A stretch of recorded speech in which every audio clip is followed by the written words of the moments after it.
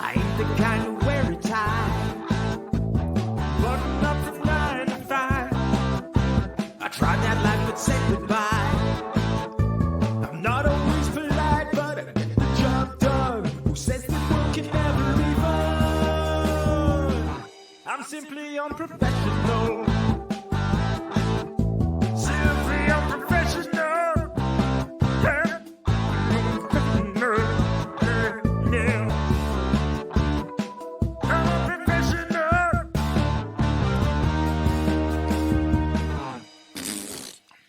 Good evening, everybody. Welcome back to another episode of Simply Unprofessional. I'm your host, Webby. Joining me tonight, we got Rob. Hey guys, it's Rob. That went down the wrong tube. And we got Devin. Hey everybody, it's me, Devin. It sounds like Webby might be dying. Oh, my apologies. Fruit punch. I'm a fiend. It's fine. How are you guys doing tonight? I am fantastic. How are you doing, sir? Besides having some fruit punch go down the wrong tube, not doing too bad. Today's been pretty good. Week's looking a little hectic as far as recordings and things that we got to do. Distractions comes back this week. That's happening tomorrow on Twitch. Mm-hmm. I'm kind of nervous about that because we're starting to use our webcams for it and it's live, so we can't edit out all my fuck ups. So I mean, you both know how I feel about my DMing, so it's like an added level of stress to me, I feel. But I think you're great at it. I don't know why you're always so self-conscious. I don't know. Because Webby's just a negative person in general. It's a true statement. I'm a pessimist. So here's the thing. I'm a pessimist who wants to be an optimist. But I just can't get there. But see, the biggest problem with you being a pessimist is you're a pessimist, but I feel like you'd have no you have no capacity of taking a compliment. So even if when you do well, you just go, "No, that's not true." Yeah. You never. So no matter what, you're always in your eyes. You're always going to do bad, and you're never going to succeed for that reason, and it sucks. Yeah. Yep. Devin gets me. I do. But we're not here to talk about my lack of dungeon mastering skills for Dungeons and Dragons. We're here to talk about lack of skills. 2 movies. One that I recommended to Devin, and one that he recommended. One that I recommended a while ago that he never watched until recently. Boss Level? Yes. Yeah, well, I wanted to watch it with you. True. So, and all of our schedules are kind of messed up. I'm learning new things about Rob. He's not really a movie person, but I'm forcing him to sit down and watch various movies. Like Devin. Mm-hmm. We watched today. Okay. The best written movie in the world. No. Of all time. No. Oh God! So what shitty movie do I have to shit on? The first Expendables movie. Okay, not a bad movie, but it's not a bad movie. It's very action. It is not. It is not the most well written movie of all time, but it is. It's not a bad movie. Several times, Rob looked at me. He's like, none of this scene makes sense. I was like, it doesn't have to, man. Just look at the explosions, because that's all that movie's about. I mean, look, I'm a pretty critical person of movies when I need to be, but I also understand what movies are not there. There are certain movies they're not there to criticize, and Expendables is not one of them. I'm not going to criticize the screenplay or the cinematography of that movie, because it's really not worth it. Kind of like the Fast and the Furious movies. None of those movies make sense, but they're just a spectacle. You just go along with it. Yeah. They went from street racing to like saving the world from nuclear weapons. Yeah, and, like superheroes with cars. It's weird. Yeah, it makes zero sense whatsoever. But it that's not what it's about. It's a spectacle. You just watch it for the spectacle. Yeah. I will say the first Fast and the Furious movie was great. Like, they're all good movies. Like, they're all fun movies to watch. But the first one was actually really well done. The story was there. The first Fast and the Furious movie was actually like a grounded movie. Yeah. Oh, that reminds me. What was that movie that I don't know if you've seen it yet, but it's not older, but it stars the guy that played. It stars Paul Walker. Hold on. I gotta find this movie now. Is it the one where he shoots a hockey puck into a dude's face? Yes. That was a great movie. It was good. He's like a detective or something. Yeah, he's cop. I don't. Isn't he like? No, he's like an undercover cop. Yeah. In that movie, he always plays the Running Scared. There we go. Running Scared. Yep. Pretty good movie. I actually enjoyed that movie. I only ever really remember the hockey puck scene. So. Fantastic movie. Not fantastic, but good movie. Good movie. I do like that movie. Much better than Into the Blue. The only reason to watch Into the Blue is either Paul Walker or Jessica Alba. That's literally it. Bobby Z was much worse. What was Joyride? What was that other movie with Samuel L. Jackson and LL Cool J where they're in the underwater science thing and there's a big ass shark? Oh, no, hold on. Shit. Hold on, I got this. LL Cool J hides in an oven. Hold on, I got this. Deep Blue Sea. Deep Blue Sea. Oh man, that movie. If I'm not mistaken, LL Cool J in Deep Blue Sea was the cook. Yeah, he was. I think he was the cook. Yep. He was a chef in that movie. I believe he survives too. Like they lead you to believe that he fucking gets fucked up, but he shows back up at the end. Yep, he survives. So he survived that movie. Just solid things. But this week we watched Nobody and Boss Level. Yep. So let's start off with Nobody. I can do that. This movie.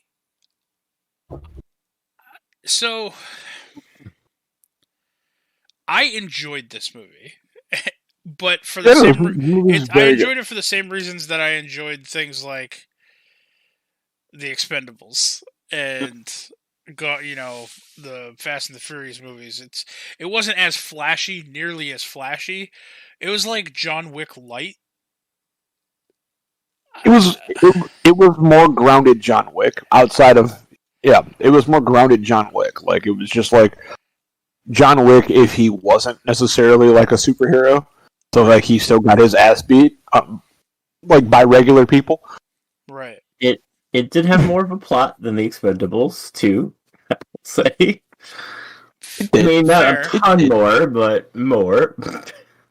I mean, but to be fair, I mean, like, John Wick doesn't have much of a plot. His wife died. They tried to kill him. They killed his dog, and then he got mad. That's the plot of John Wick. Yeah. That is the plot of the. And then he wanted out of the business, and then it was him being told he couldn't, so he killed his way out of the business. Yeah. John Wick is just 2 hours of giving Keanu Reeves a weapon and telling him to try to get as high of a body count as he can. And also, the movie that may have seen... The what? Movie that single-handedly revitalized his career and possibly the reason why we're getting a Matrix 4, which is both a good thing and a bad thing, because I wasn't really the biggest fan of Matrix 3. Like, my interest in the Matrix declined every movie. I'll agree to that. Like, the first one I thought was awesome. And then it was just a very gradual, slow decline as it progressed as they came out. The second one wasn't bad. It just wasn't great. Jesus Christ. I'll talk to you later, Mom. I love you. But talk to you later. But yeah, It wasn't bad. It just wasn't great. All right. And then because the fans can't see this, I have a question for Rob. oh god, What is like the 9 pages of text you just sent me in Facebook Messenger? Because now there's literally only like 3 or 4 words per line, and then it goes down to the next 3 or 4 words. It's Okay, I get about it. her backstory. That is not something you want to send in Messenger because that is so long. I can see it perfectly fine. It's weird. You must have like a narrow window or something. Maybe. But I'm going to put it... I was actually going to read it to you in Malakar's voice if you wanted later. Okay. So back to John Wick and Nobody.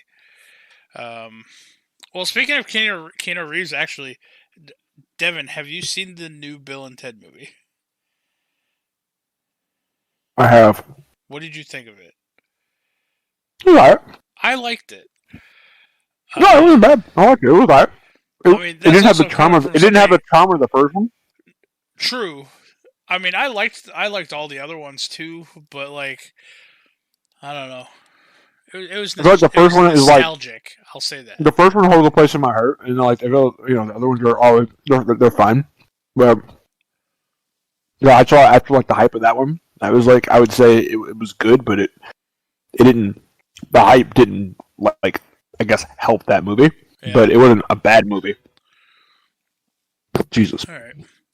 Well, I know we're not talking about Keanu Reeves, but Keanu Reeves is never off topic. Let's get back onto topic with Nobody. It's a newer movie. It stars Bob Odenkirk as Hutch Mansell. Yep. So this is just a seemingly ordinary dude. Okay, lives a very routine life, very boring. Can't for the life of him put his trash out the day before, and he always misses the trash guy. Always. He has a son, daughter, and a wife. Nice little suburban home in a cul-de-sac. Blah blah blah. And one night, he has a break-in happen at his house, and he tries to fight back a little bit. Then he just doesn't. He gets hit like once or whatever, and he's like, "Okay, listen, just take whatever you want." Blah blah blah. I don't have much cash, and they take his watch, and his son tackles one of the guys who doesn't have a weapon, and he sneaks up on the other one who has a gun with a golf club but doesn't take the swing, and ends up just telling them to leave. Then, so at this point, you feel like his whole family, other than his daughter, thinks that this guy's just a joke. Like, his son's doing a report on, the military, and his grandfather, his uncle, they all served, but he was what did he say he was, like an accountant or something like that? Yeah, something. Yeah, he was like a bookkeeper or something. I think he was like a bookkeeper. So, he plays it off that he's very, very boring. And then he finds out that amongst the stuff that was stolen was his daughter's, wristband or... Her kitty cat bracelet? Her kitty cat bracelet, yeah. So he kind of snaps. He's just like, I'm tired of, people just shitting on me, and my daughter's shit was taken, and I'm going to go get it back. So he goes, and he visits his father, who's played by, the guy that played, the guy that played fucking Doc in Back to the Future. Yep. Christopher Lloyd. He goes, he gets a gun, he's going to track down these people. He goes into a tattoo parlor to try to get some information, and everybody's like, the clerk is giving him a hard time because he just looks like an ordinary somewhat nerdy kind of guy. And my takeaway from this scene: so many locks, just so many locks. Oh yes. 2 people stand up behind him like they're gonna get ready to fuck him up, and one dude sitting down next to the clerk sees that he has a very specific tattoo, Guy does not say anything. He just says, "Excuse me, I'm sorry, blah blah blah. Have a nice day." Walks out the door, shuts the door, and we hear like literally like 30 locks being locked. You hear the bars slam, you hear the chain lock, you hear a bunch of clicks, like this guy, yeah. And then he slides the little peephole door that the security guards have. He wanted nothing to do with any of that. Finally, he gets the information he needs, goes and breaks into the house of the people who broke into his. It ends up being it's a boyfriend and a girlfriend with a baby. And they don't live in a very good apartment. Like they're not rich by any means. And he starts essentially fighting both of them. Like gets them both in line, roughs up the boyfriend a little bit, requests the bracelet back, which I don't think they didn't have it. Or if they had it, they didn't. It was just like regarded as junk, and they threw it away, or whatever. No, they just don't have it anymore. I think the girl ends up finding it Did afterwards. She? Yeah. Okay, maybe. It was that like icing on the cake after the whole movie was over. She's like, "Oh, my kitty cat bracelet," and he's like, "Oh, I did all this for nothing." All right, that's it. That is true. Yep, I remember that now. He sees like the baby has some sort of problem. I'm not exactly sure, but it required like very specific medical needs, which is probably why these people were so desperate that they were breaking into houses. So he just leaves, and he starts punching a wall. He's very frustrated. Yeah, he punches the wall. And he feels like you get the sense like this guy just needs to let go of some aggression at this point. So now he hops on a bus. He takes public transportation everywhere. He hops on the bus and he's getting ready to go home, and there's this girl on the bus, and all of a sudden like this Humvee of drunk and high people smash into like a concrete barricade thing. They just wreck the Humvee. Then they get out and stagger onto the bus. Like, the bus driver should have just been like, nope, shut the doors and drive away. Call the cops. Let the cops deal with this. But these guys, they're all Russians. And they all get off. They all get on the bus. And they're all Russian and like one random black guy. Yeah, I think there was a Hispanic dude. Possibly.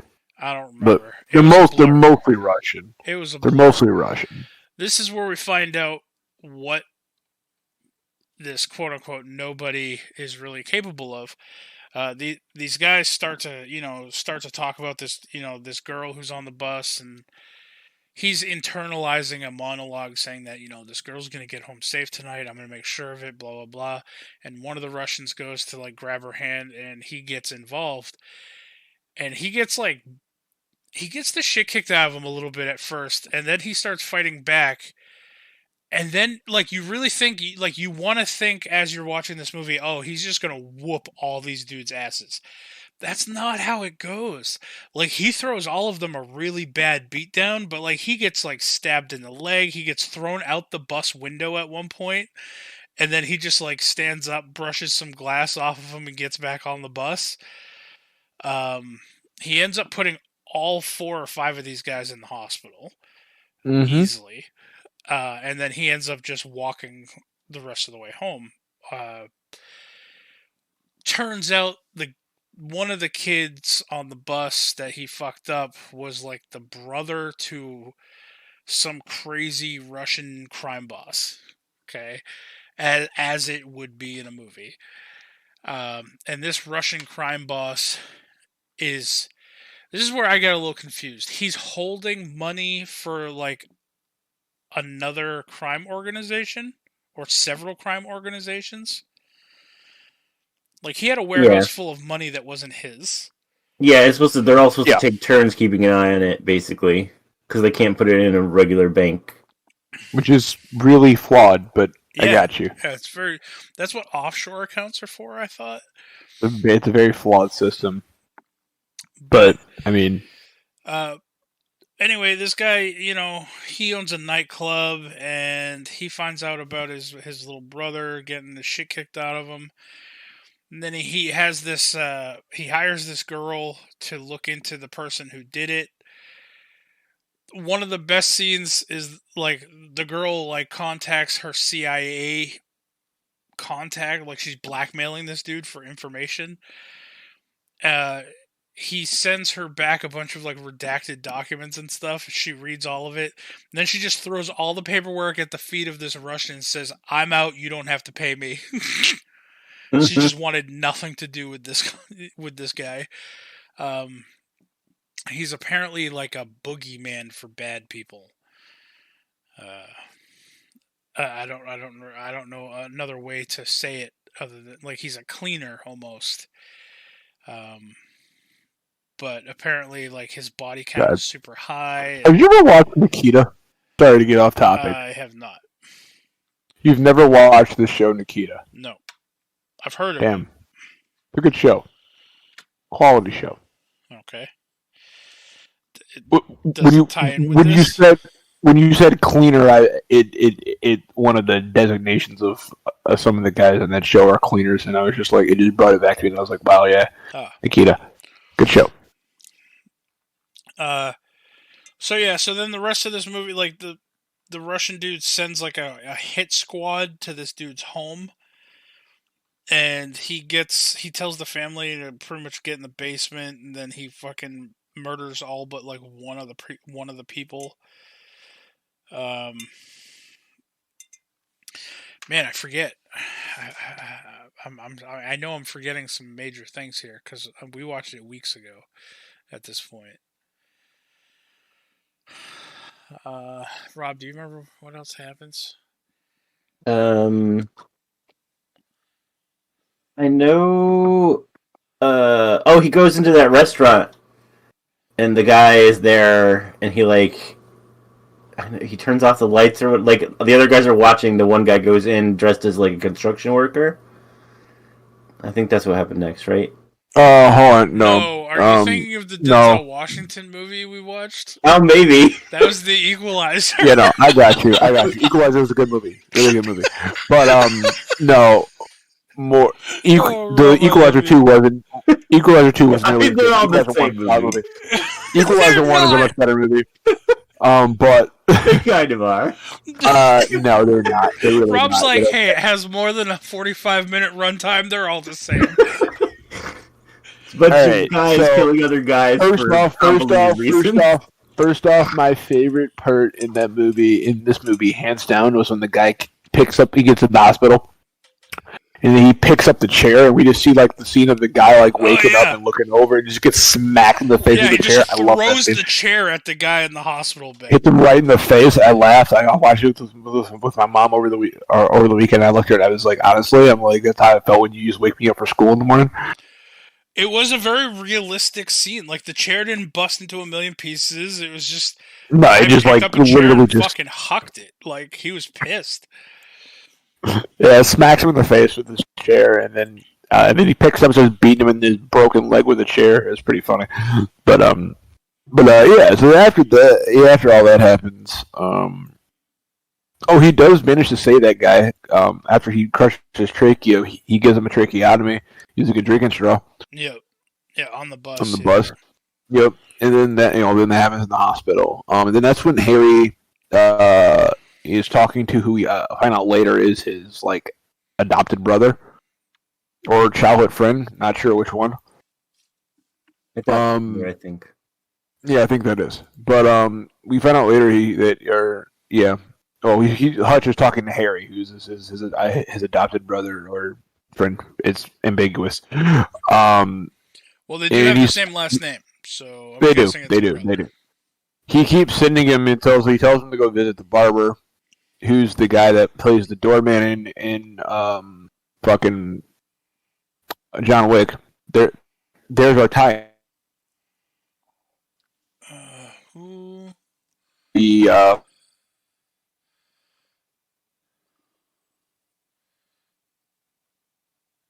I'm trying to see. Yeah, not the doorman. The fucking guy that runs the hotel in John Wick.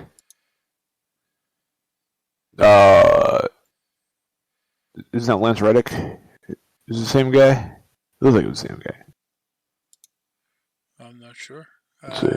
I'm looking to see if that is the case. Let's find out.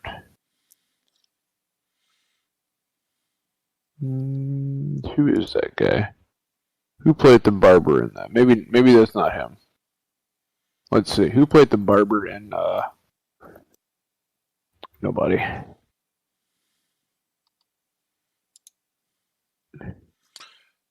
I can't even find the guy on the IMDb. Because it wasn't Michael Ironside. No, it wasn't. It was the black guy. It was Colin Salmon. That's what it was. It was the guy. Yeah, he's the guy. From Resident Evil. Yeah, he's the guy from Arrow. From Arrow and from Resident Evil. He's in the first Resident Evil as the leader of the team. Yeah. I remember now. Yeah. No, that's not the guy. Slightly different guy. But anyway, point being is, yeah. So he played that guy. So that guy is he's in Krypton too. He's in Krypton. Yeah, he's in Krypton. He plays Zod in Krypton. Anyway, back on topic.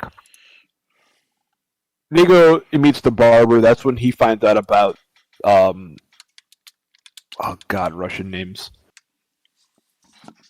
Kuznetsov.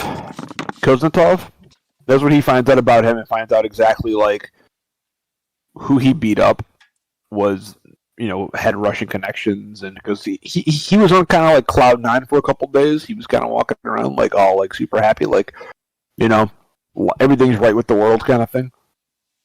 So his brother convinces him to go and talk to the barber. He talks to the barber, and then he finds out that one of the guys he beat up was the younger brother of Julian, whichever one. I don't know how you spell it, how you say it European-wise.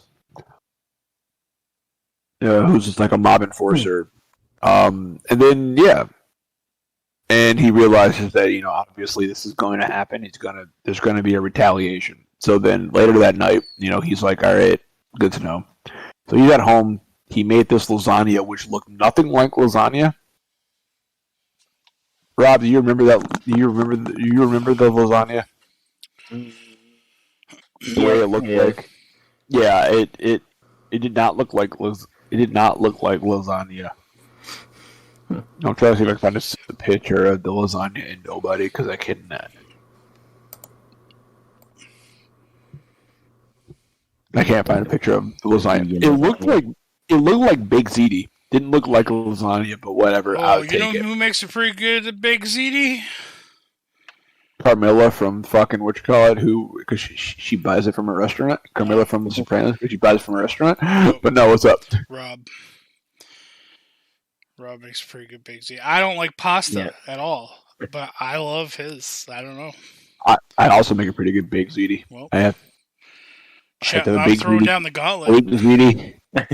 Big Ziti cook-off. Yeah. I would just say Rob does it because, hey, you know what? Anybody who cooks Big Ziti for me makes a better Big Ziti than me because I don't have to cook it. That's the default. Boom, there you go, Rob. So you can have the crown. Not getting off topic because we're talking about food. I also recently had Rob try the gas station pizza. Mm-hmm. And Rob, excellent. How is it? It's excellent. It's better than the ones we usually get, definitely. Yeah. And the ones we usually get are pretty good. So. You guys in this gas station pizza? It's fucking good. When I come, I need to try this gas station pizza. I think definitely the sauce. The sauce tastes different somehow, and that makes it better. That's crazy, man. I feel bad when Donnie came. The whole place was closed. He couldn't try it, so he could not attest. So hopefully, all right. Well, I get to try. It'll fucking be open. It better be open. If not, we're breaking in and getting a fucking. I just have this big fear. Like I've talked it up now for so long to you that you're gonna have it. You're gonna eat it. You're gonna look at me. You're just gonna shrug. You're gonna be like, it's all right. I'm gonna be like, no, Devin, it's better than. Let me ask you this question, Webby. Is it life-changing pizza? For somebody whose favorite food is pizza, yes. To me, it was. Huh. Okay. Like if right now, if I could order a pizza and have it, brought to me from anywhere, it would be that gas station. Okay. I mean, that's okay. That's fair. But to be fair, also, I've never been to Chicago to have like an actual Chicago deep dish pizza, like a real Chicago pizza. I mean, I would take New York over Chicago pizza. Well, I mean, I've never been to New York either, so I haven't tried these like infamous, pizzas, I mean, Chicago is fine. Like, Chicago has good pizza, but I mean, I would prefer New York over Chicago pizza. Sorry, Rob. But when Not it comes, you, Rob, other Rob. When it comes down to like your chain places and even like some of your local places, like it beats all the local places around here. It's way better than like Domino's, Pizza Hut. I don't even. I mean, I have a couple of local spots now that I moved that are actually pretty solid. But like before that, I usually just made my own pizza. Yeah. Anyway, that's usually what I just went to. Lasagna, but anyway, back on topic. Do you remember the little lasagna from Nobody? That shit did not look like lasagna. It looked like nasty baked ziti. Not saying baked ziti is nasty. It looked like a nasty baked ziti. It did not look like lasagna. But anyway, you did not remember it, or it did not look like lasagna. I don't remember. Let's see if I can. Hold on. Do I still have this movie on my computer? I will pull this up just for this reason because I can. 1 second here, sir. Downloads. This is the part of the podcast where I get to demonstrate a. Just go to signs. It should be like top of the list somewhere. Around there somewhere, maybe. Nobody. Yep, that's it. Desktop. All right. Boom. Let me open this movie up for a second, and I'm going to find this lasagna scene and be like, "Yo, this ain't lasagna, homie." So yeah, but that lasagna scene, that was when they sent the fucking assassins to come kill him and his family. Yeah. Yep. He was just like, "I need everyone to go to the basement." Yep, and don't call the cops. Yep.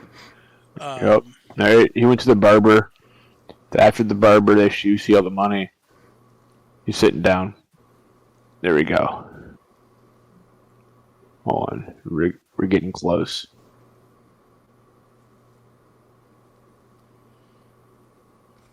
I will say, hands down, besides the main character, Hutch, hands down, favorite character, his dad. Christopher. Yeah, his dad's pretty great. All right. It looks like scalloped potatoes and baked ziti. Like I have it like right mixed here. together. It looks like you baked scalloped potatoes and baked ziti. Oh, I don't know if this is gonna mess up the stream. I shouldn't. Oh yeah, no, that doesn't look right.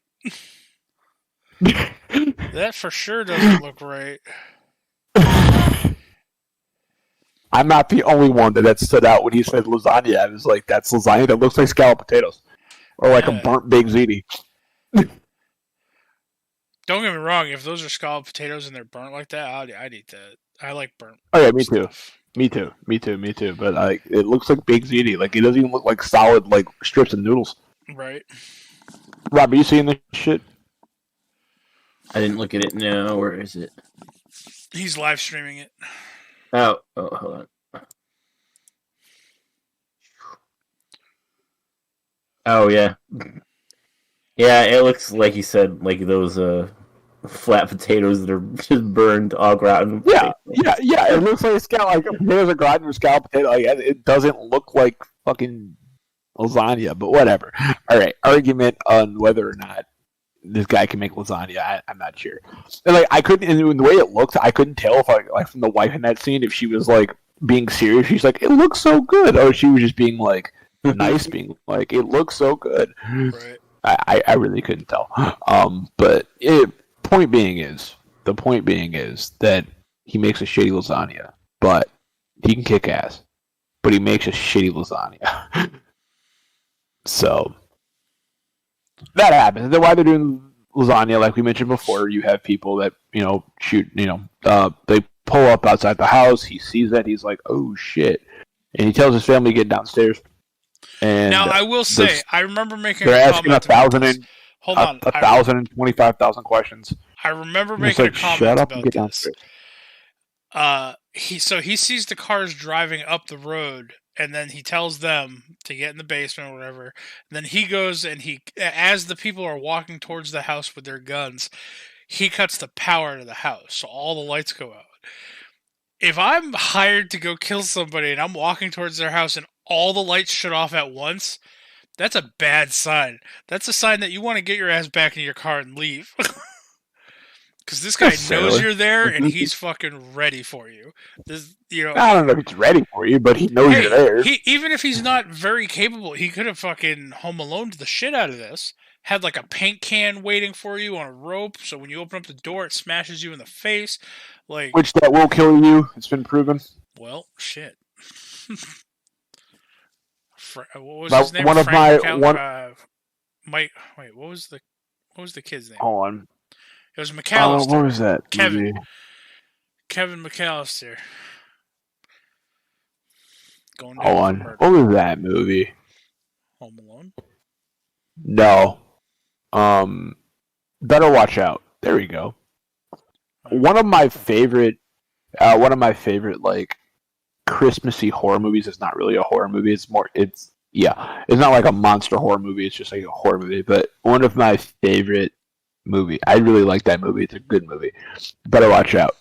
I recommend that, by the way, if people are out here looking for a Christmas horror movie. Better Watch Out. I recommend it. But yeah, no. That it will kill you. That will kill you. And what should have happened to that guy happens to the guy in Better Watch Out. That's all I'm saying.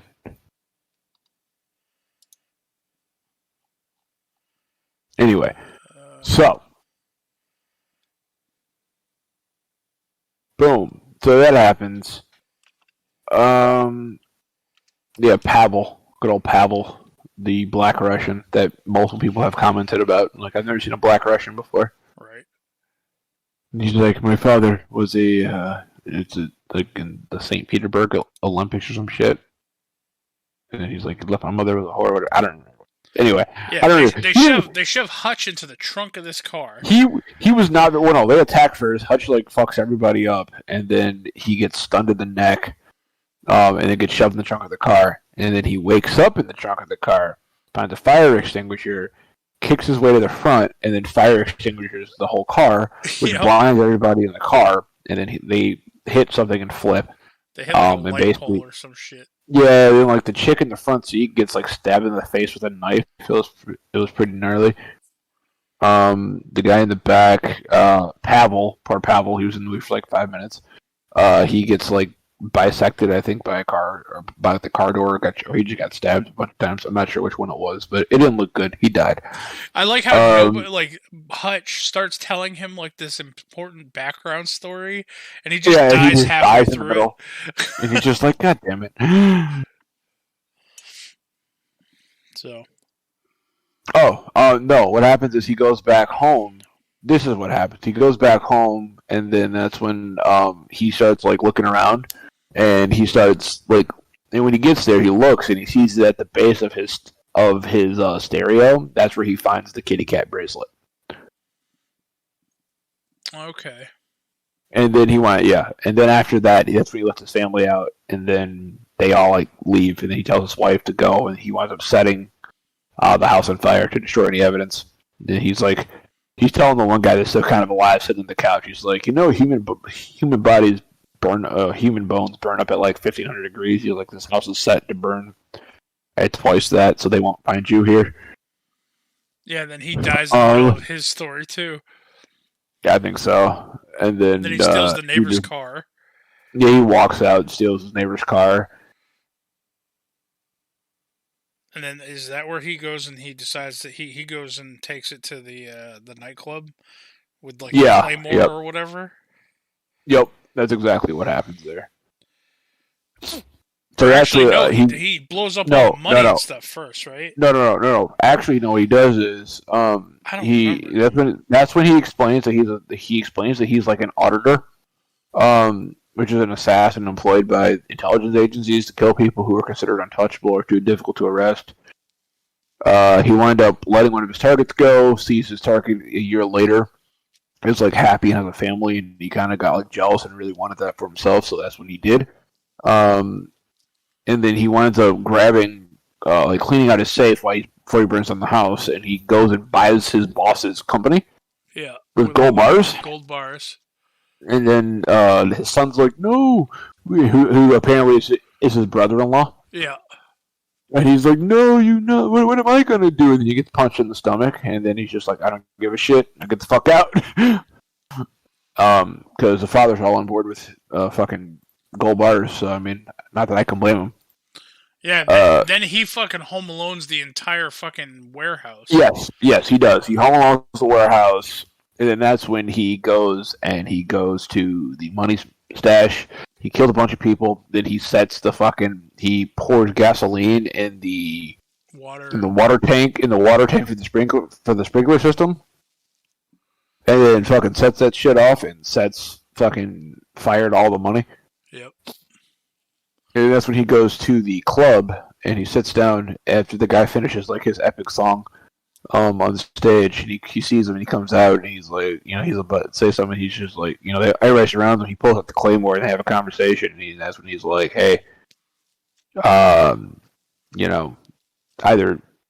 we can do this one of two ways. You either leave me alone and I leave you alone. Basically, you leave me alone, I leave you alone, you keep fucking with me, then I'm going to fuck back with you kind of thing. Yeah.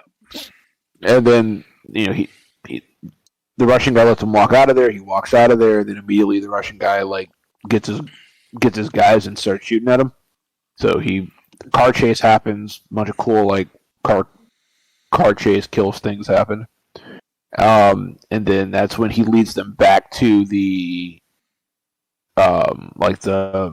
where did he work? Like a construction site, I think. No, he worked at like a machine shop company. Okay, yeah, whatever he worked. It was like he leads them back there. Company. Yeah, that's where he leads them back there. He winds up telling his dad. He calls his dad before this happened and says, "Hey, that thing I was talking about earlier, it got serious." And that's when the dad's like, "All right, I know what's up." And so I know previously before this, the Russians went after his dad, and he fucking blew two of them away with the double-barrel shotgun, and then the nurse came in and was like, yo, what is his name? Fucking Dave. Like, yo, at least turn it down, man. Dave, yeah, turn down the TV, man. He's like, oh, sorry. Yeah, it's pretty funny. That was a great scene. But then his dad and Harry show up at the warehouse. Fucking Harry with the fucking 3 or 4 person kill with a single bullet, sniper rifle style. Yup. Good job, Harry. Needless to say, they fuck up the Russians pretty good. They all run out of ammo at the very end when the last main Russian guy is still shooting at them.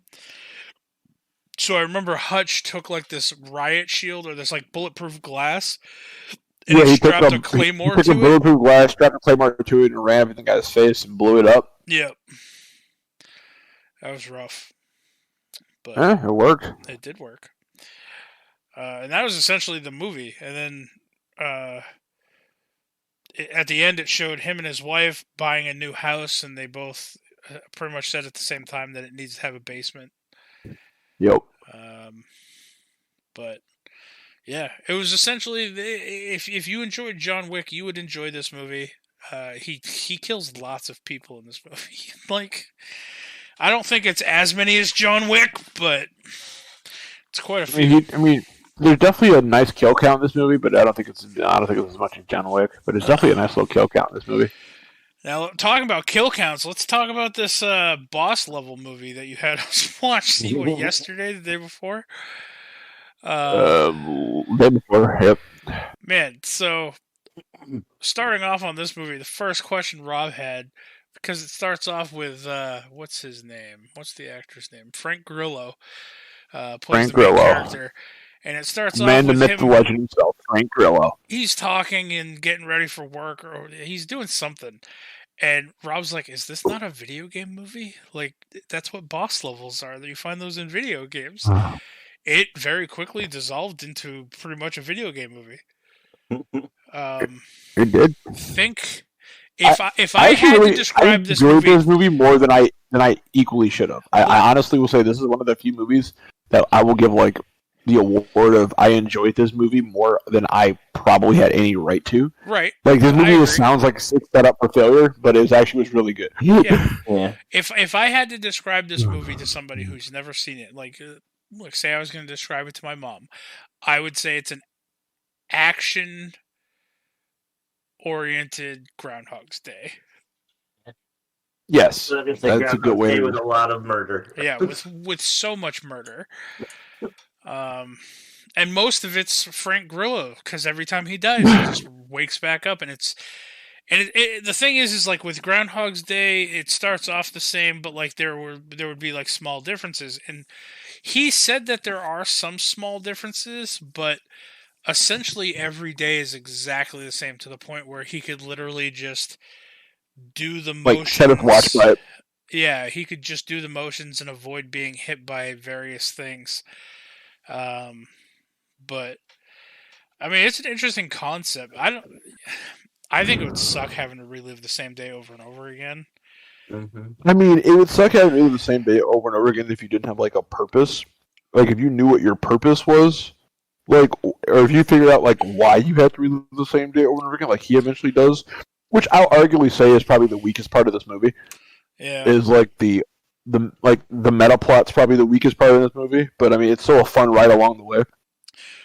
Let me ask you this: yes, you and Rob, if somebody came to you and said, "Hey, we can allow you to relive the same day, starting say tomorrow, the same day, over and over and over again, and if you die, you just wake up and it's the same day again." And there's a finite number of times. They say, okay, say 200 times. Would you do it? I mean, what's the point though? Like, what's the objective of me doing? Say it's scientific purposes on their part. They just want to know if you'll do it. They'll compensate sure. you monetarily. Sure, I would just go find out the lottery numbers for the day, and then blow my brains out, and then if I would remember them, just play it the next day, and then not blow my brains out the second time. Well, you have 200 days worth of. Okay, well, yeah. I mean, that's fine. I mean, I'm not losing any time at that point. Like, I'm rebooting myself. I'm not losing any time. That's fine. Right. I would do it. I mean, there's advantages to having like reliving the same day over and over again. I'd do it. Rob, what about you? I don't know. I think I would get bored after a while. I mean, you just make your own fun at that point. You can do whatever you want. Yeah, but like, I don't know. You have a day, Rob. You can do whatever you want. Yeah, but I could do whatever I want right now for a But day. And you can do whatever you want. But you can do whatever you want with no consequences. Because if you get into a jam you can't get yourself out of, you can just kill yourself. Yeah. And then just restart the day.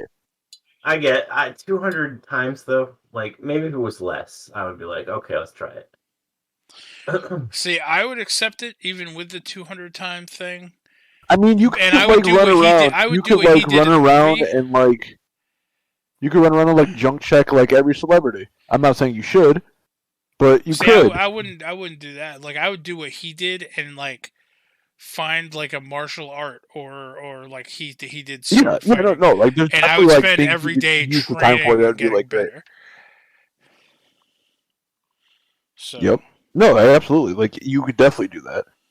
You could like learn something. You could read. Like you could technically like you could probably like if you spent the whole day doing nothing else but doing that, you could like probably finish like a 4-year degree in like 200 days. If that's all you did. Like read up on a bunch of topics, get smart. You could do a lot of things in like 200 days like available to you of just like straight time. yeah.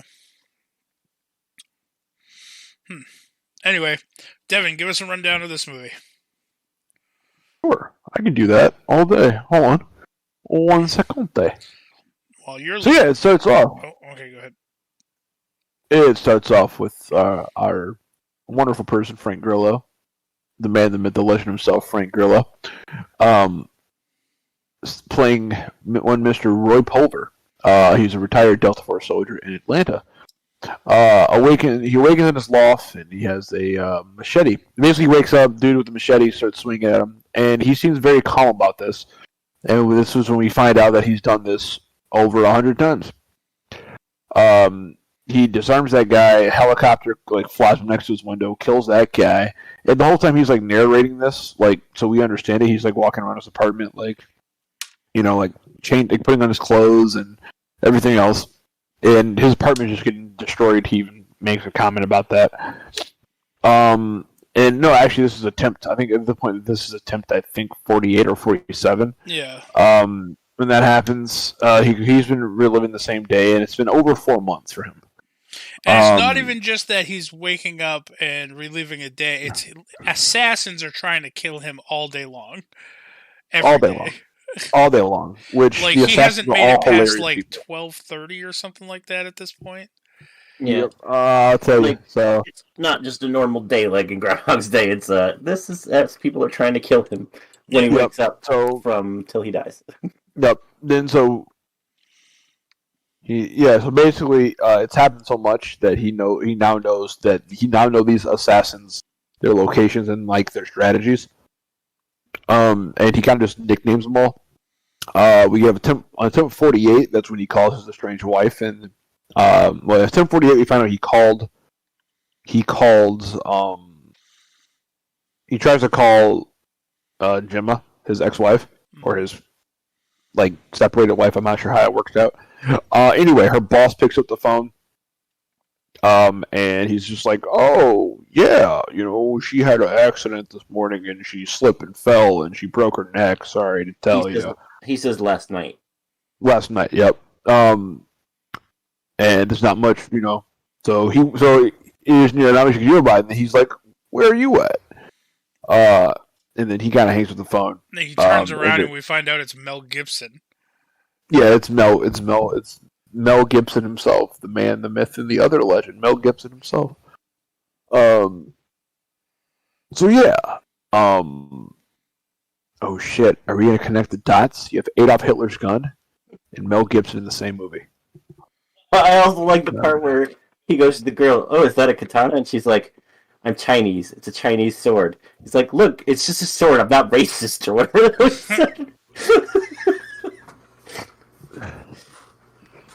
Oh, looking at the IMDb, the bald security guy is Will Sasso. It is Will Sasso. Will, the man Sasso himself. Alright, anyway. But yeah, so basically, we find out his wife's dead, and he finds out his wife died before he wakes up in the morning, so there's nothing he really can do about that. And that kind of pisses him off a little bit. They kind of gets him down.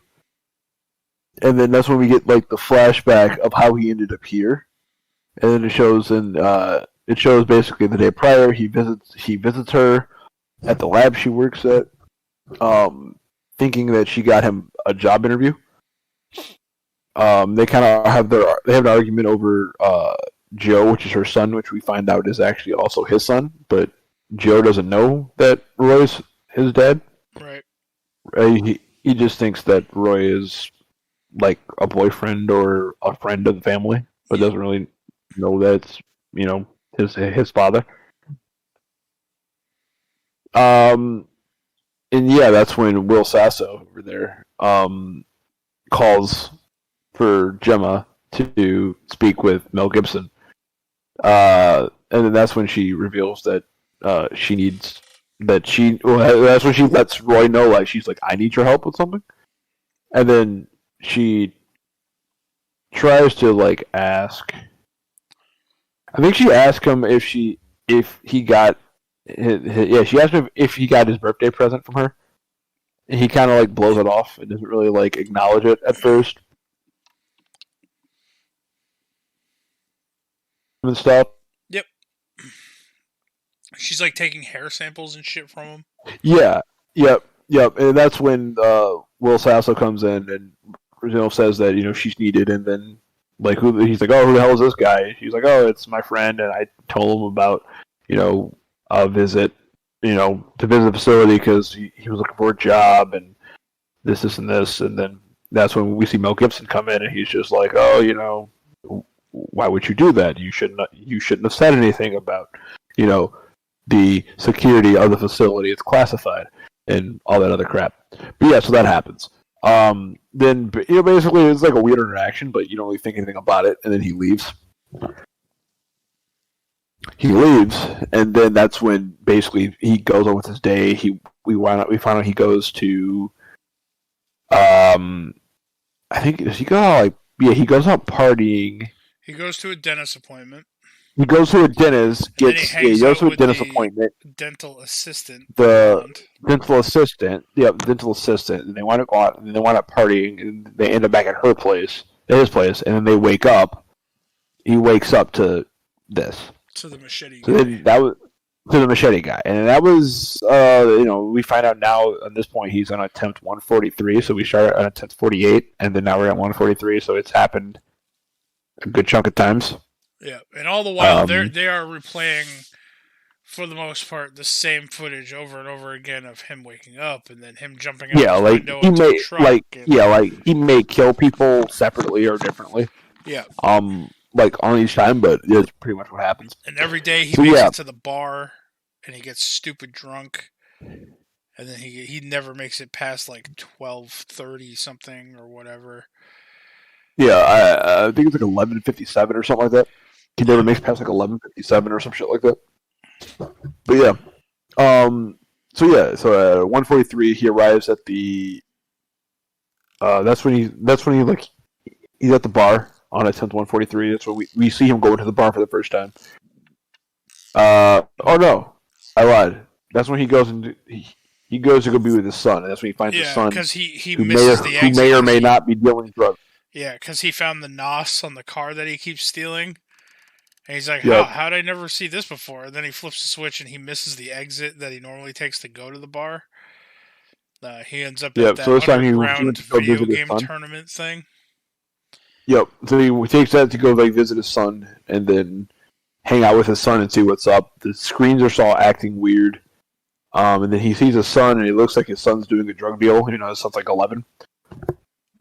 It's kind of funny, but we find out his son's just trading a video game cartridge for some other stuff.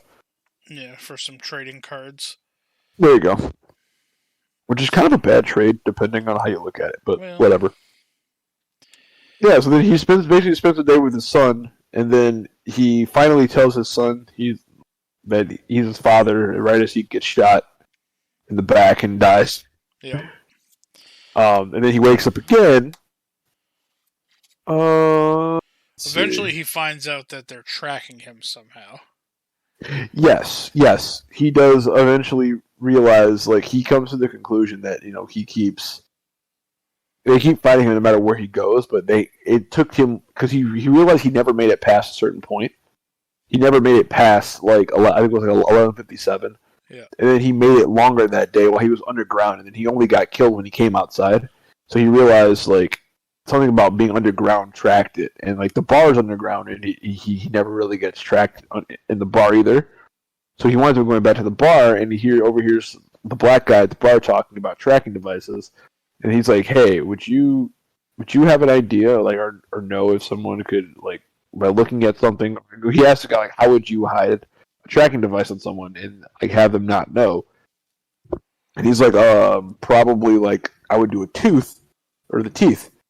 And then it clicks that he had the dentist appointment the other day, and then he starts playing it back, and he sees Will Sasso standing right before he passes out. He sees Will Sasso standing there, and he's like, "Oh shit!" So then he winds up going in the bathroom. He gets he orders a bottle of liquor and a pair of pliers. Yep, a bottle of Baijiu and a pair of pliers, and he goes in the bathroom, starts pulling his teeth out, and the black guy's just screaming in the corner, "Please stop doing this!" And then finally, he shows him the tooth, and he's like, "Oh yeah, there's definitely an abnormality in that tooth." Which, if you're going to I would have pulled that tooth first, the tooth that they worked on first, considering that was a tooth that you were going in for, and that was, you know what I mean? Well, I mean, he was working on that side. He might not have remembered exactly which tooth it was. You know what I mean? So he might have pulled two teeth around it first. Yeah, I don't think he knew which tooth it was because he wasn't there to get teeth done. He was being flirted with by the dental hygienist, and she brought him to the office basically to do drugs, like the nitrous gas or whatever. And then he saw Will Sasso. So I don't think he was actually getting his teeth worked on. Like she tricked him into it. That may make sense then. Yeah, that makes more sense then. That's why when she goes to run at that point, because she always screams and runs away, he grabs her and he's like, "Who was it? Who put the tracking device in me?" And she tells him, because that was her. Yep. Yeah, so that's when he finds out that happened. And then he shows the black guy. The black guy's like, "Yeah, there's an abnormality there." He cracks the tooth open, in the sink, and then shows him there's like a tracking device showing up in his tooth. He figures it out, and that's when he dies shortly thereafter. And he wakes up, does his whole morning routine, catches the girl and asks her, who did this, and da-da-da-da-da. Of course, questioning her. And then, I believe, he immediately rips out his teeth and he starts using that. He rips out his tooth and he starts using that as a trap. So he can kill the assassins. Yep. That's when you find out that What's-Her-Face had Hitler's gun, because he traps her. Yeah, because she's like, "Oh, I spent like $750,000 on this gun or whatever." He's like, "Why on earth would you do that, Pam?" And it's not a real name, but he just called her Pam. Although she did kind of look like a Pam. But he's like, "Why on earth would you do that, Pam?" And then he's like, "Let me see the gun." So he sees it, he looks at it, and he's like, "AH, what's AH stand for?" She's like, "Hitler, Adolf Hitler." And he's like, "You've been killing me with Hitler's gun this whole time?" And then she's like, she doesn't like, she's like talking like the historian of the gun, and then he like cuts her off, and then she looks at her. She's like, "Oh, are you gonna kill me now?" He's like, "No, I'm gonna shoot you, Pam." And then he shoots her like 4 times. He's like, "That's for the Jews." That's for the Jews. He walks away. He shoots her like 4 more times, like those two. Like 4 more times around those two. Walks away. Fun fact: the actress who plays Pam, her real name is Meadow Williams. That's funny. But yeah, and then he basically gets the best of every single one of the assassins except for Webby's favorite assassin. I fucking hate this assassin. Was it Guan Yin? This bitch. Yeah, Guan Yin. This bitch. So, okay, me and Devin pretty much said it at the same exact time. The very first time you meet this person, okay, the first time she gets screen time, she like cuts his head off. That's one of his deaths, and then she goes, "I am Guan Yin, and Guan Yin has done this."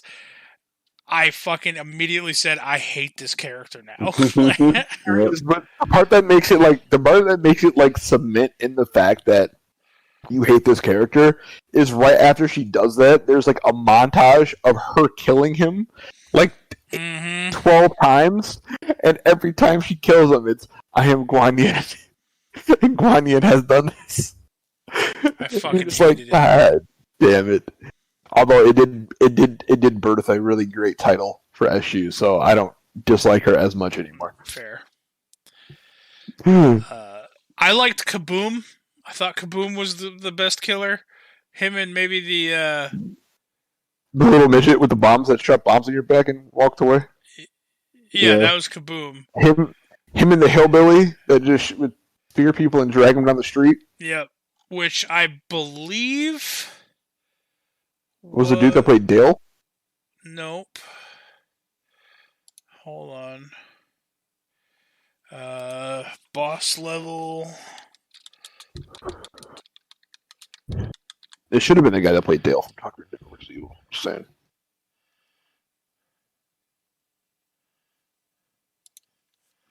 Hillbilly assassin. It was Will Sasso the whole time. No, I think it was. I don't want to get it wrong, but I do love the part that like Will Sasso. While you're doing that, I do love the part that like Will Sasso when he finally it's all figured out, and he calls and threatens Will Sasso. He's got the phone. He's like, "Put your boss on the phone," or like, "Tell your boss to come for you." He's like, "Why do you assume there's somebody above me?" Because like, motherfucker, I was there when you introduced your boss to me. Like, I was standing right there. I don't remember. I don't remember his name now. Nope. I lost it. I don't know. I don't know who the hillbilly guy was. Looking through this, because there's on IMDb they have like there's Guan Yin, there's Pam, there's Esmeralda, the chauffeur who drove Pam around. Oh, let me see. Hold on. There's Roy 2, German Twin 1, German Twin 2.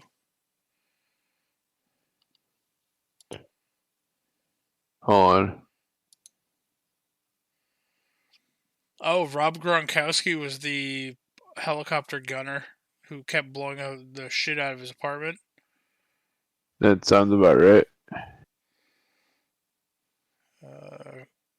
Kaboom. Pedro was the bus boy at the diner.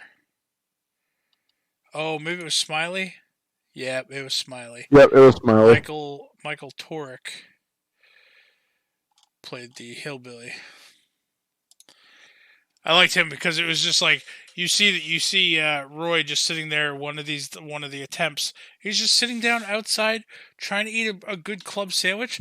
The only thing he gets harpooned through the chest and then just dragged down the street. It's like, well, and he's gone. But yeah, so this movie literally is just attempt after attempt after attempt. Then finally he decides he's going to take once he starts killing the assassins, he's going to go and fuck up Will Sasso and Mel Gibson's character. And then he does. And then he has like 5 attempts attempting to get in, and it's kind of funny every time. Yeah, like he has another 13 attempts against the sword lady. Yeah, he tries to crash through the gate, and then he just crashes the brick wall, and then Will Sasso walks up and shoots him.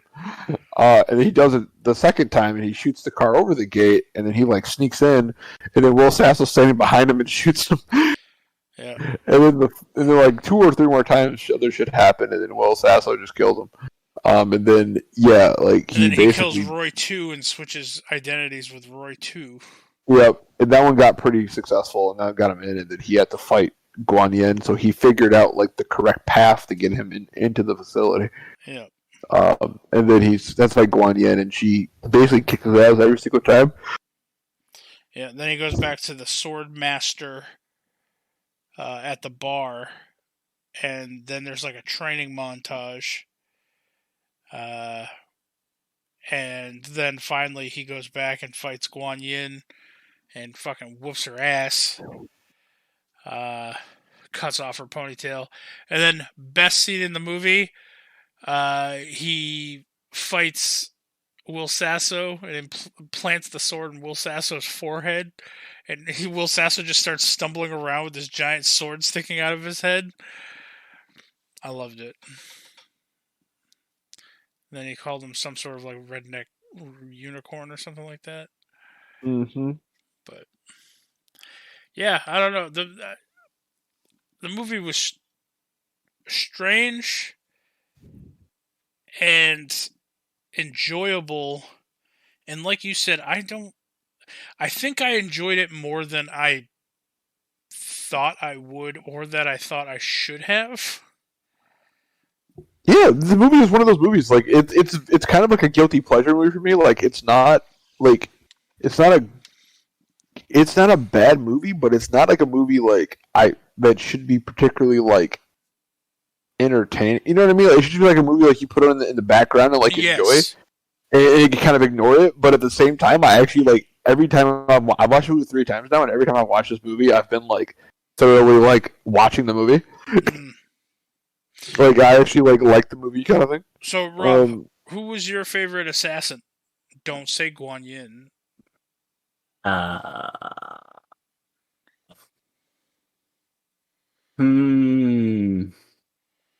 I am Guan Yin, and Guan Yin has done. I was going to say her, but since you're not allowing me to say it, I would say probably Your own man. no, probably the one that looked like him. Roy 2. Roy number 2. Yeah. I'm pretty sure that's his stunt double. I'm almost probably. certain, like IRL. If that's not, his it stunt should double. be. Like, let me see. Is that his? I'm about to find who Frank number 2 is. I feel like Eric Etibari is the actor's name. yeah. Is that just his stunt double? Because I feel like that's his stunt double. I don't know. He has played in lots of movies.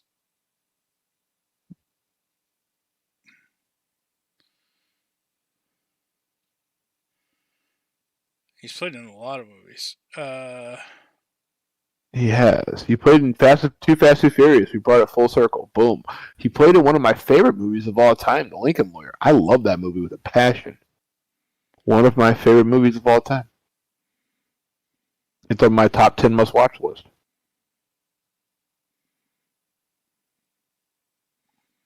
I'm not sure that I've seen it. The Lincoln Lawyer with Matthew McConaughey? Yeah. It's pretty solid. You should see it. My Did I eyes- tell you guys they're bringing back True Blood? Did I tell you guys that? Nope. Yeah, they're bringing back True Blood. Ain't no love. I don't know why, but they are. All right. Well, anyway, we find out that if he survives to the end of the day ends, essentially. Like, it gets blown up, like Armageddon style.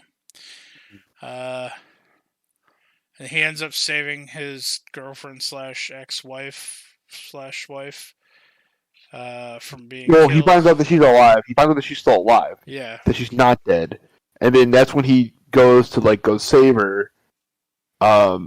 And then he saves her, and then he realizes, and he figures out, I think he figures out, is that before or after? Yeah, he finally saves her, I think, at one point, and then he realizes that he needed to save his son, and every time he would try to go save the wife and try to, like, survive, the son would get killed every time. No, So he finally... the son was Or getting that happened killed. earlier. The son was getting killed when he went to go kill. When he broke in, sword fought Guan Yin, killed Sasso, killed Gibson, and then Gibson's like, "If you're here killing me every day, what's happening to your son?" And then that's when he decides he sees his son dead, and then he decides he's just going to spend every day with his son for a while. Yep, And there you go. And then that's when he finds out that his wife figures is out that his alive. mom's alive. That the kid finds out that his mom's still alive. And Well, he that's has when his kid tells him that his 17 mom's still alive. minutes from the moment he wakes up. He has 17 minutes to break into the facility and save his wife. So And he pulls it off. He does And then he pull it finds out. And then he gets her, saves her. And then she's like, "How many times did it take you to save me?" He's like, "Only once." And then we all know that's a lie, but it's yeah, okay. because at this point it's over 200. Yeah, it's yep, only once, and then he winds up like telling, like she figures that out because he winds up telling all the stuff about the son that he learned along the way, and then she basically is like, "Well, yeah," because we find out it's the end of the world when he sees his son die.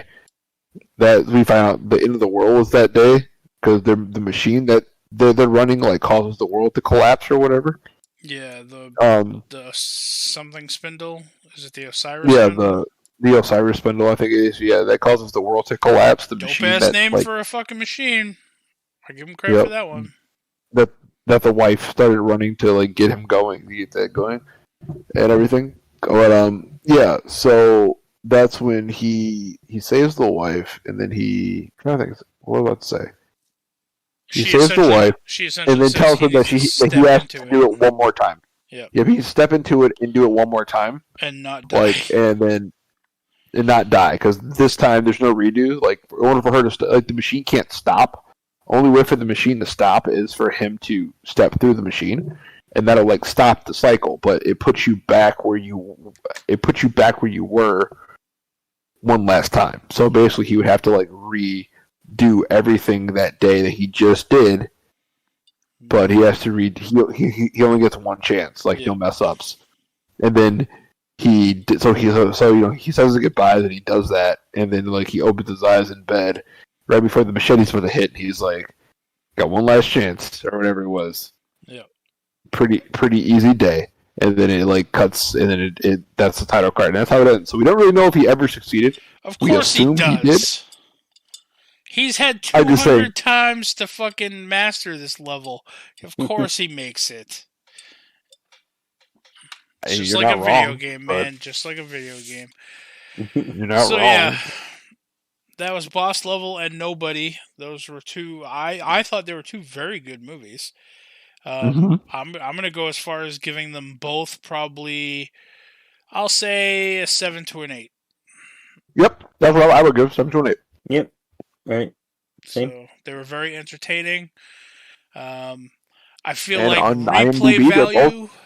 I feel like replay value. I would probably watch Nobody again before I watched Boss Level again, only I've seen Nobody because 3 Boss times. Level is so goddamn repetitive the first time you watch it. But to be fair, so was Nobody. Like at the beginning, because it's the same day over and over. Yeah, again. fair enough. You got me. So. Yeah, so Boss Level is currently sitting at a 6.9, and then Nobody is sitting at a 7.4. All right. Yeah. And I mean, I would give both of them like mid. I would give both of them like mid 7s. Yeah. Yeah. Highly recommend both movies. So I don't know where you can watch Nobody currently. It's in quote unquote in theaters right now. Yep. Boss You can Level, rent it off Amazon and stuff. Hulu. Yep. Hulu.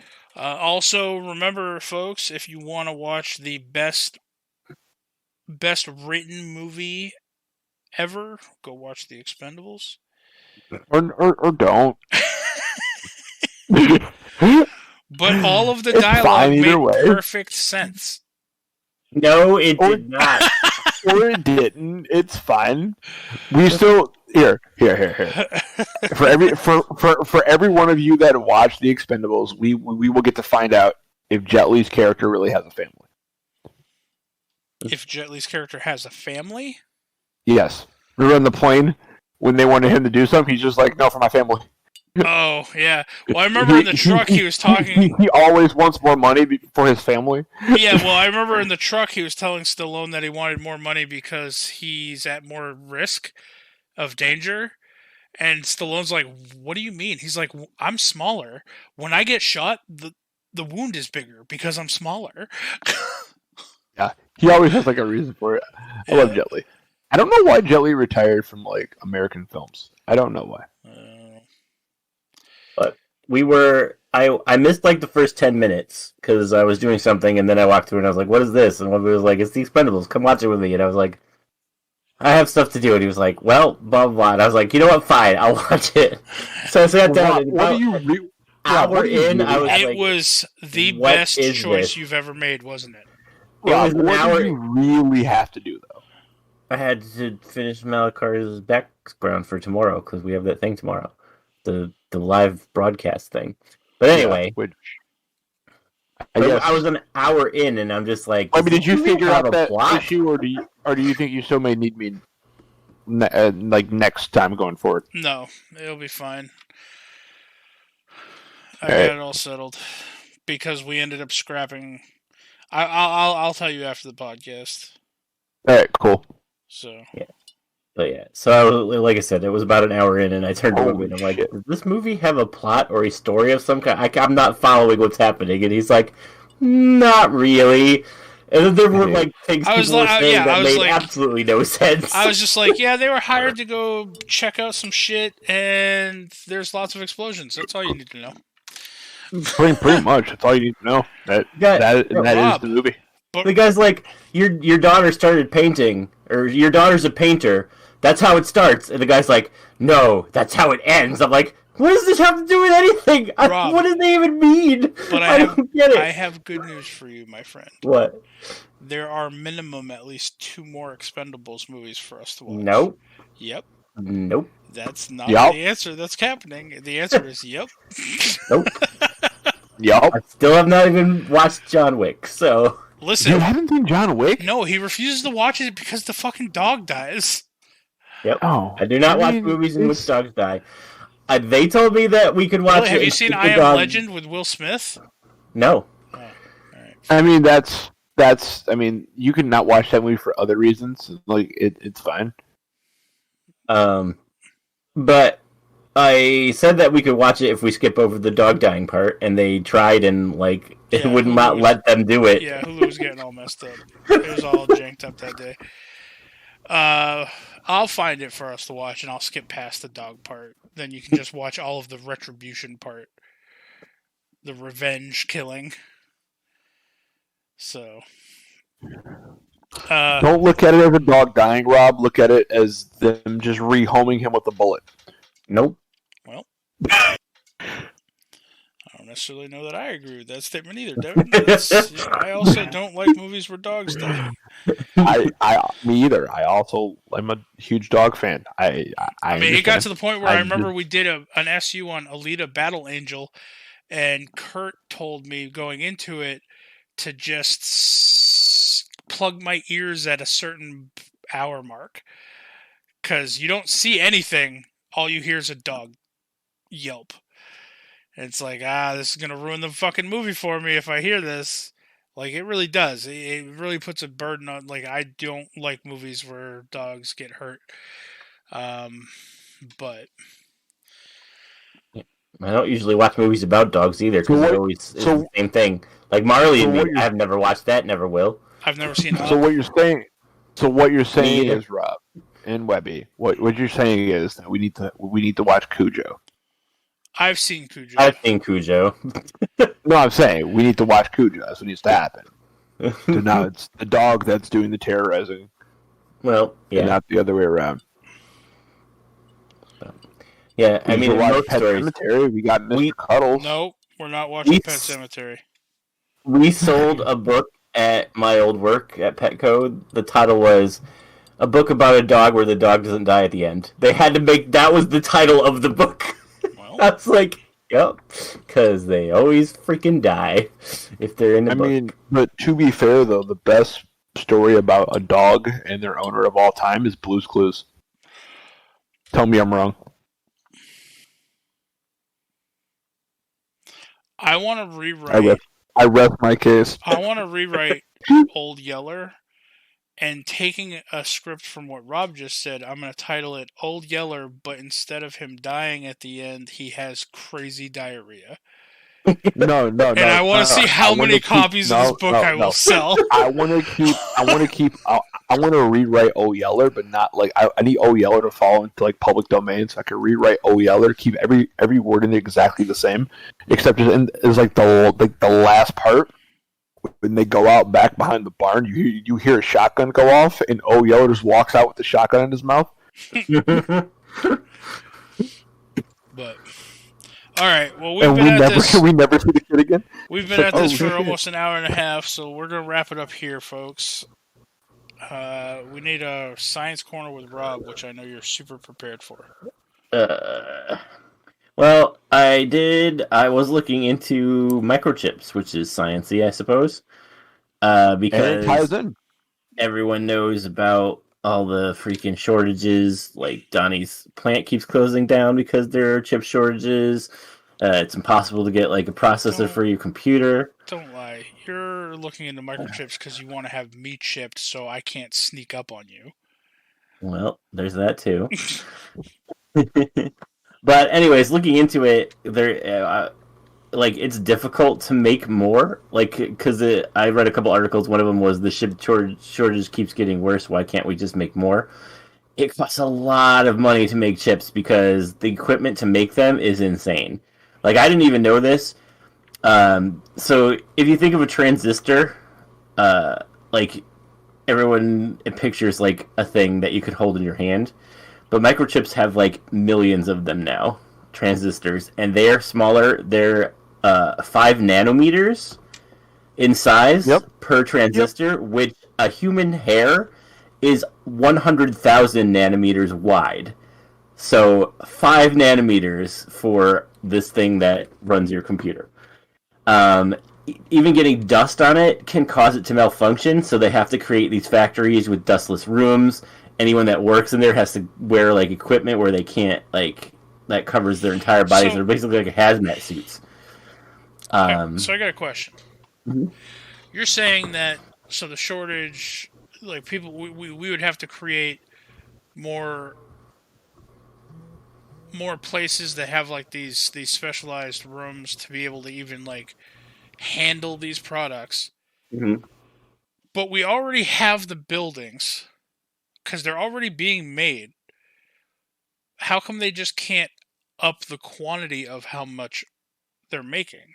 Like, because they already are at max. They always operate at max because it costs about $20 billion to make this plant, and running at full capacity, they only make about $3 billion a year. And then in less than 5 years, their plant is usually obsolete, and they have to make new ones. Well, they shouldn't have to make a whole new plant. Shouldn't they just have to replace the equipment in the plant? Like, the plant itself should still be sufficient. You still have your clean rooms. You still have, like, this, that, and the other thing. You would just have to replace the equipment that manufactures the parts. Yeah, but I mean, basically, you'd have to you're basically tearing down everything inside the factory and remaking it anyway. So it's basically like, even if you did that, it's basically like making a whole new plant because you have to pull out all the old equipment and put in the new. And then while you're doing that, you're not making new microchips. Now, my question is, why do we need fucking microchips and everything? Like, that's how they run. Now, I get, like, computers and computers or whatever, but, like, cars, like, you didn't have this problem with fucking cars in, like, the 80s. Yep, but now there's so much stuff in cars. Yeah, and that's the fucking problem. I think instead of people trying to find a way or increase a budget to build a $20 billion plant to pump out parts for these cars that, like you said, become obsolete after 5 to 10 years or whatever, mm-hmm. They should just take a step back and realize we don't need a car that can fucking drive itself. We don't need a car that can fucking but it's do not all these that. other things. Like, if you got rid of computer chips, you would have whatever you have in your car is like an AM ham radio. I mean, that's not true. Yeah. No, I mean... Computer chips run the lights, they run the stereo, yeah, they run all the stuff. I get that, but those are all like... Those are computer chips that are now obsolete, but still would function, so they'd be easier to make, and they'd be able to make more of them that way. So you want to go back in time, is what you're saying. For the cars, yes. 100%. For vehicles, yes. I'm going to be one of those people who drives, a 90s or 80s vehicle. I'm going to buy you one of those cars that, like, has no sides or top. It just is really high off the ground with a giant steering wheel. Where are you going to park it? Let me get a picture for you. Where are you going to park it? It's yours. You can park it wherever you like. No. Park it back at the dealer where it belongs. Okay. But I'm 100%. I'm going to be one of those people who drives a gas engine vehicle my whole life, even when everyone else is driving around in fucking fancy flying cars, fucking all electric. No, I mean, even the old gas cars need microchips. Yeah, I get that. I feel like it's so much easier. Like, the cars themselves have become so much more complicated than they actually need to be. That's my point, is you take a car from 1980 versus a car from 2020, the 2020 car is going to have so much extra garbage in it that you don't need to have the car to run. Sidebar, I just realized there's a city in Michigan named Buttman, and it's kind of funny. No. Okay, well, Science Corner's over. Buttman! So, Butman, Buttman. Kind of funny. No, I don't Sorry, know. I I didn't just interrupt. like I just I realized. appreciate the advancements in technologies like in medicine and like computer systems and things like that. Webby's like, I'm fuck that against it shit. in vehicles. I really am. That's just my personal opinion. Like that's why Webby's like, yeah, it's mechanics cool get and all, away with fuck that shit. charging fucking $200 an hour to do a goddamn oil change on your car because they have to remove fucking 13 things before they can drain the oil out of it anymore. Before you used to just run over, unplug one thing, oil's drained. There you go. Oh, like an old school Model A or Model T car. Yeah. Yeah, I'd drive one of those. Fuck yeah. That'd be dope. Get some mud tires on that thing. I bet you that thing only goes like 15 miles an hour or some shit. It's the old school one. You got to crank a million times in the front to get the engine going. Yep. But look, it has the unique carrying capacity to have a chest on the back. Webby, I like uncrank your car and like hit you in the kneecap. You're like, oh, when I crank my car, I'm gonna catch you. I'm like, you gotta crank the car first. Webby's just outside angrily in the snow, twirling his little fucking thing. I finally get in the car and start coming after you, and you have to go from a jog to a walk to let me catch up, and then you jog again. It's just like, I'm just shaking my fist at you. Oh, man, I would be that crotchety old man chasing people around doing that. All right. So, microchips, they're a bust. Fuck that. We're all gonna go fucking bankrupt just trying to get goddamn chips and things. Mm-hmm. As long as they don't start microing my potato chips. Okay, they already fucking reduced how many you get in a bag. Most of it's goddamn air. That's stupid. Fill the fucking bag up, then seal it. God. I hate people. That's great, Grandpa. I hate people. Devin, we need a life advice with Devin, then we'll wrap this up. Alright, guys. Life advice with Devin is this. Boiling water makes potatoes soft and eggs hard. It's about what you're made of, not the circumstances. There you go. If you want another one that's egg related, I'll give you another egg related Yeah, give me another quote here. Okay. Alright. If an egg is broken by an outside force, a life ends. If broken by an inside force, life begins. Great things always begin from the inside. Oh, Are shit. you reading fortune cookies? I am not. No, seriously, I'm not. It's not a fortune cookie. No, I know. It sounds like one, though. That last one was deep. I appreciate it. Another deep one here. If you're searching for that one person that will make that will change your life, take a look in the mirror. No, I don't want it. I hate that person. I'm not going to change my life. What are you talking about? Every time I look in the mirror, I want to headbutt it. I have to fight the urge. Hey, yo, man, look, man. I just need you guys to understand that my life advice quotes are like this life advice quote I'm about to give you, right? I like how we always want, Devin, we want you to give us one and you give us like 5, and then next week you'll be like, I don't have one. Yep. These life advice quotes are like a swimming pool. You can dive into the water, but you can't see how deep they are. All right, so on it's that kind of note. a joke in Mexico now. Yeah, there you go. Devin, where can people find you on the internet?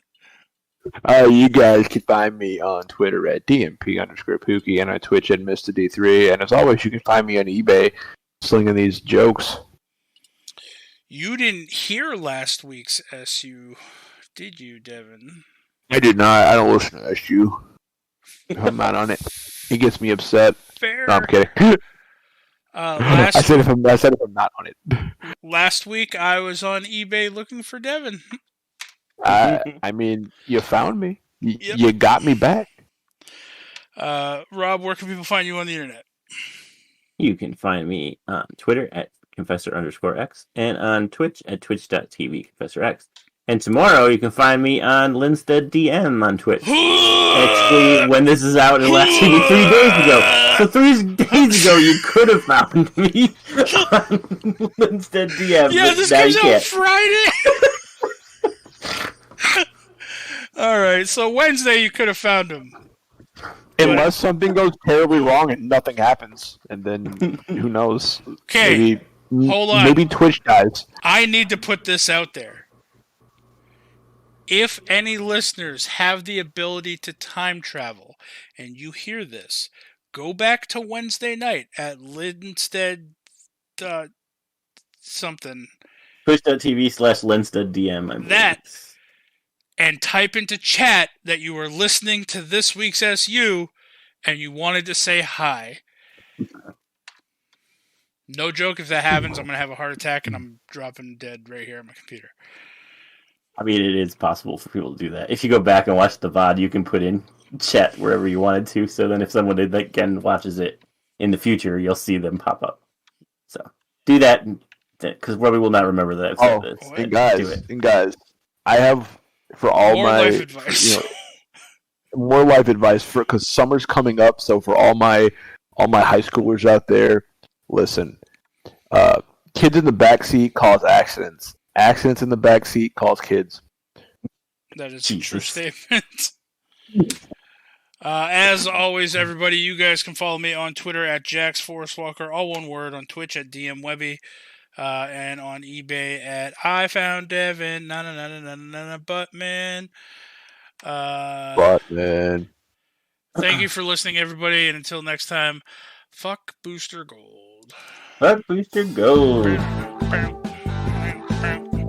Also, my advice to all the college dudes out there, it's summer. Walk around with your shirt off. It's fine. You know what? Listen, my advice to all the college girls out there, it's summertime. Walk around without your shirt off. So all college people, we here at SU support free the nipple of both genders. Yep. Mm-hmm. Look at that. And